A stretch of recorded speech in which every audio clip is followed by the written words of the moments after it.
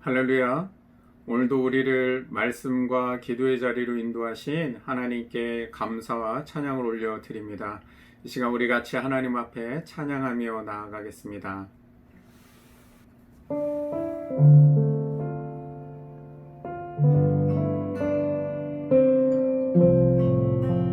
주께와 엎드려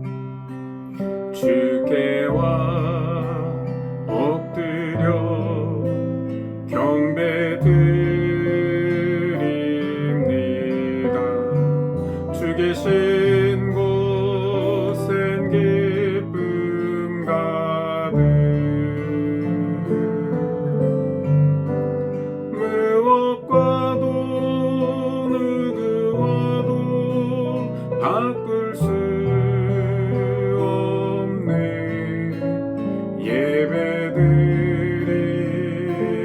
기쁨 됩니다. 주께와 엎드려 경배드립니다. 주 계신 곳엔 기쁨 가득 무엇과도 누구와도 바꿀 수 없네. 예배드림이 기쁨 됩니다. 주께와 엎드려 경배드립니다. 주 계신 곳엔 기쁨 가득 무엇과도 누구와도 바꿀 수 없네. 예배드림이 기쁨 됩니다.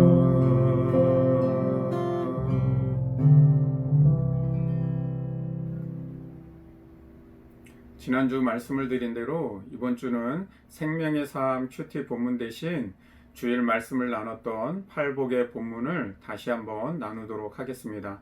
토요일까지 5일 동안 나누는 말씀을 통해서 하나님의 나라와 또 그의 백성으로 살아가는 그리스도인의 삶의 지표를 다시 한번 마음에 잘 새기는 시간이 되었으면 좋겠습니다. 우리 일안교회 성도님들 모두가 새벽에 하루의 시작을 하나님께 드리며 또 시간을 드리고 몸과 마음을 드리며 말씀과 기도로 주님 앞에 나아가는 거룩하고 복된 삶을 살아가기를 소원합니다. 또 꼭 새벽 시간 아니어도 하루 중 하나님께 집중할 수 있는 시간을 잠깐이라도 시간을 내어서 영상을 보며 말씀을 묵상하고 또 기도로 주님과 깊은 사귐을 가지실 수 있기를 바랍니다. 오늘도 말씀을 내 영혼의 양식으로 삼고 기도를 내 영혼의 호흡으로 삼는 모든 성도님들에게 하나님의 크신 은혜와 능력이 함께 하시기를 주님의 이름으로 축원합니다. 우리 하나님 말씀 같이 보겠습니다. 마태복음 5장 1절에서 3절까지의 말씀, 세 구절의 말씀입니다. 제가 봉독해 드립니다. 예수께서 무리를 보시고 산에 올라가 앉으시니 제자들이 나아온지라 입을 열어 가르쳐 이르시되 심령이 가난한 자는 복이 있나니 천국이 그들의 것이미요. 아멘. 먼저 마태복음은 그 중심 사상이 하나님의 나라에 있다는 것을 늘 염두해 두셔야 합니다. 똑같이 복음서를 기록해도 예수님의 행적과 가르침을 기록할 때 마태복음은 예수님께서 하나님의 나라를 선포하시고 그의 나라를 어떻게 이루어 가셨는가, 이 관점에서 복음서를 기록하고 있다는 것을 생각하고 말씀을 묵상해야 된다는 겁니다. 그래서 마태복음에는 애용어가 있어요. 즉 자주 쓰는 단어가 있는데 하늘나라와 천국이에요. 하나님의 나라를 표현하고 있는 그 하늘나라, 이 천국, 이 두 단어를 사용하고 있다는 거예요. 그리고 마태복음은요, 유대적 성향이 강한 책입니다. 누가복음은 이방인들의 초점이 맞춰 있는 복음서라면 마태복음은 유대인들의 초점이 맞춰 있는 복음서라고 할 수 있죠. 그래서 주일 설교에서 팔복은 구약의 십계명과 같다라고 그렇게 말씀을 드렸습니다. 구약에서는 이스라엘 백성들이 하나님의 백성으로서 살아가도록 그들이 거룩한 백성, 제사장 나라로 살아가는 법으로 십계명을 주셨습니다. 그렇다면 신약에서는 예수님께서 팔복을 선언하시면서 그리스도인들이 그리스도인답게 살아가는 법으로 팔복을 주셨다는 겁니다. 이 세상을 복으로 살아가며 또한 세상을 복되게 하기 위해서 예수 그리스도를 주로 고백하는 모든 성도들에게 팔복을 선언하신 겁니다. 근데 문제는 뭘까요? 세상을 복되게 하기 위해서 복이 되게 하신 우리가 복에 대한 개념이 세속화되었다는 겁니다. 그런데 이것은 오늘날 우리만의 문제가 아니었다는 거예요. 이미 1세기 유대인들과 초대교회 성도들의 문제이기도 했다는 겁니다. 복의 개념이 왜곡되어 버리니까 하나님의 나라를 상실하였고 하나님의 백성으로서의 삶의 방식이 세속화되어 버린 겁니다. 그래서 예수님께서 진짜 복이 무엇이냐 8가지 복을 말씀하신 거예요. 그래서 팔복을 진복 선언이다 라고 그렇게 부르기도 합니다. 마태복음 5장에서 7장까지는 산상수훈 또는 산상설교라고 그렇게 부르는데, 산상수훈의 전체적 내용이 다 뭐냐면 율법을 재해석해 주신 거예요. 율법의 개념이 다 왜곡되어 있다는 거예요. 그러니까 하나님의 백성으로서의 삶의 방식도 왜곡되어 버렸다는 것이죠. 사실 따지고 보면 오늘날 이 그리스도인들이 신앙생활에 대한 잘못된 방식으로 살아가는 이유가 뭐겠어요? 이 복에 대한 개념이 잘못되어 있는 것에서 오는 게 굉장히 많아요. 그 대표적인 예가 성경에서는 바리새인들의 모습으로 나타나고 있고, 예수님이 그래서 바리새인들을 많이 책망하셨죠. 그래서 예수님께서 산상수훈에서 6가지 율법의 재해석을 말씀하십니다. 마태복음 5장 17절에서 20절까지의 말씀은 율법을 재해석해 주시는 동기와 목적을 말씀하고 계시는데, 이렇게 말씀하시는 거예요. 내가 율법을 폐하러 온 줄 아느냐? 아니다. 나는 오히려 완전하게 하려 왔다. 천지는 없어지겠거니와 율법은 1.1획이라도 결코 없어지지 않는다. 누구든지 이 계명 중에 지극히 작은 것 하나라도 버리고 또 그와 같이 가르치면 천국에서는 작다 일컬음을 받을 것이다. 그러면서 마지막 결론적으로 얘기하는 게, 그러니 너희의 의가 서기관과 바리새인보다 더 낫지 아니하면 결코 천국에 들어가지 못하리라 말씀합니다. 무슨 말씀입니까? 서기관과 바리새인보다 그러면 더 율법을 잘 지켜야 된다는 말씀입니까? 그게 아니라 그들이 율법을 왜곡되게 가르치고 왜곡되게 살았기 때문에 우리는 바르게 알고 행하지 아니하면 하나님의 나라를 소유할 수 없다라고 말씀하시는 거죠. 그래서 내가 율법을 다시 재해석해 주는 것이다. 너희에게 하나님의 나라가 임하도록 하기 위해서 내가 율법을 지금 다시 재해석해서 알려주는 것이다 말씀하시는 거예요. 대표적으로 하나만 예를 좀 들어본다면, 너희는 살인하지 말라. 누구든지 살인하면 심판을 받게 되리라. 그렇게 너희는 구약에서 그렇게 들었으나 나는 너희에게 이르노니, 즉 나는 너희에게 재해석해서 이르노니, 형제에게 노하는 자마다 형제에 대해 또 라가라 하는 자마다, 이 라가는 바보, 또 히브리인들의 욕설입니다. 즉 욕하는 자마다 지옥불에 들어가게 되리라.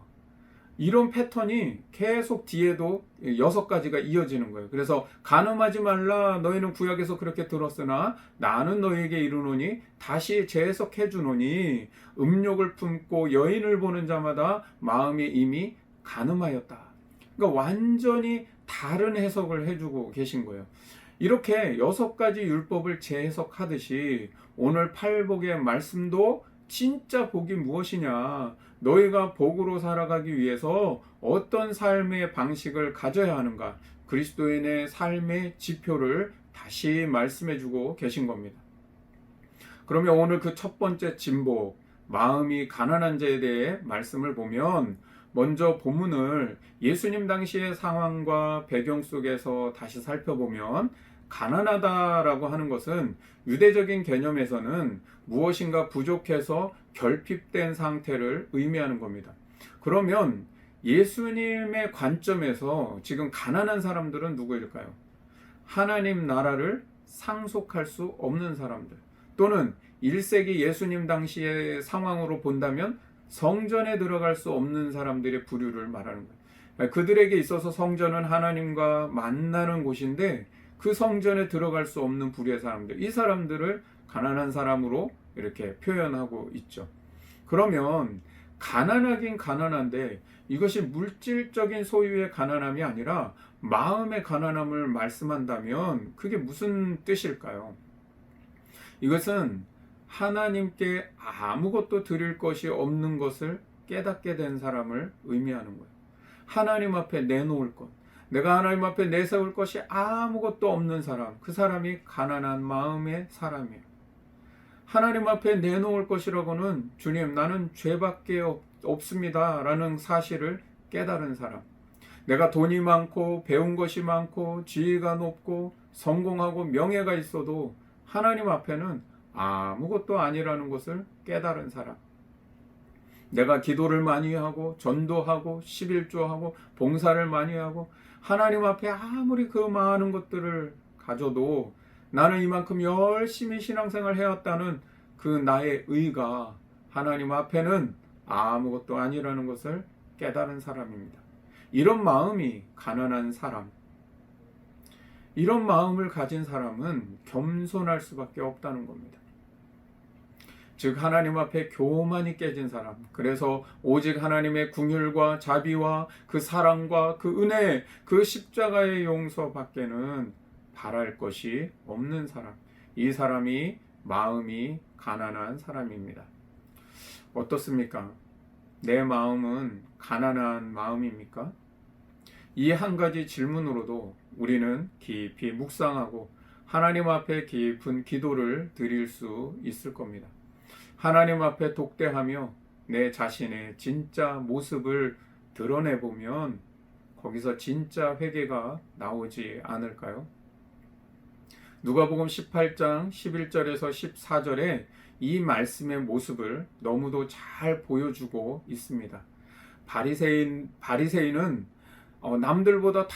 남들 다 보란 듯이 그 길가에 서서 따로 기도하여 이르되 이렇게 기도했다는 거예요. 하나님이여, 나는 다른 사람들 곧 토색, 불의, 간음하는 자들과 같지 아니하고 이 세리와도 같지 아니함을 감사하나이다. 나는 일주일에 2번씩 금식하고 소득의 11조를 드리나이다. 그는 이렇게 자신의 의를 드러내며 기도합니다. 그런데 그 옆에 세리는 어떻게 기도했다 그래요? 멀리 서서 감히 눈을 들어 하늘을 쳐다보지도 못하고 다만 가슴을 치며 이르되 하나님이여 불쌍히 여기소서 나는 죄인이로소이다 하였느니라. 주님이 결과를 말씀하시는데 내가 너희에게 이르노니 이에 저 바리새인이 아니고 이 사람 세리가 의롭다 하심을 받고 그의 집으로 내려갔느니라. 우리의 삶에서 어쩌면 우리도 얼마나 저 세리와 같지 않는 사람이 되려고 노력합니까? 그리고 그 세리와 같지 않음을 사실 은근히 드러내고 싶은 마음이 얼마나 많습니까? 내가 이렇게 잘하는 사람이라고 누군가 알아주기를 얼마나 바라는 마음이 있습니까? 가난한 마음은 하나님 앞에 드러낼 것이 죄밖에 없다는 것을 깨닫고 내 의를 드러내지 않으며 겸손히 주님의 긍휼과 자비와 그 은혜와 사랑과 그 십자가의 용서를 구하는 마음을 갖고 사는 겁니다. 그런 점에서 가난한 마음은 하나님이 없이는 살 수 없다는 겁니다.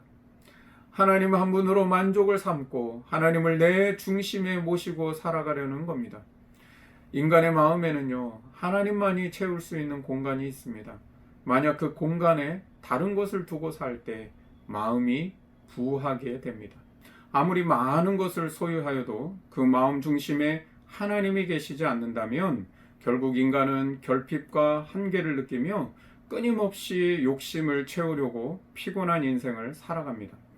십계명의 1계명이 나 외에는 다른 신을 섬기지 말라는 것처럼 예수님은 하나님 나라의 백성이 이 세상을 복으로 살아가기 위해서는 가장 첫 번째로 내 마음에 하나님을 모셔야 할 자리에 다른 것을 둔 것, 그것을 포기하고 버려야 한다 말씀하십니다.